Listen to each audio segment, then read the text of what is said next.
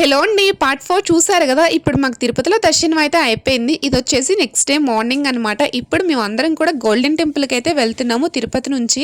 So early మార్నింగే తిరుపతిలో ఆ వ్యూని చూస్తుంటే చాలా బాగా అనిపించింది. ఇక్కడ పిల్లలు రెడీ అయ్యి పడుకున్నారు, వాళ్ళకి నిద్ర సరిపోలేదని చెప్పేసి.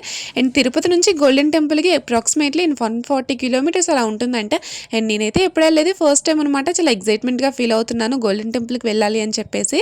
అండ్ మేమైతే ఇప్పుడు గోల్డెన్ టెంపుల్కి తిరుపతి నుంచి కార్ అయితే బుక్ చేసుకున్నాం. కార్లో వెళ్తున్నాము. అందులోనూ కొంచెం టెన్షన్ ఫీల్ అవుతున్నాను, ఎందుకంటే నాకు కార్ అయినా బస్ అయినా అస్సలు పడదు. ఇప్పుడు కార్ జర్నీ చేయాలంటే ఎలా ఉండిద్దో ఏమో అని చెప్పేసి టెన్షన్ ఫీల్ అవుతూ ఉంటే మా వారి కార్ ఎక్కగానే సాంగ్స్ పెట్టి వీడియో తీస్తే నా ఎనర్జీ డౌన్ అవ్వకుండా చేశారు.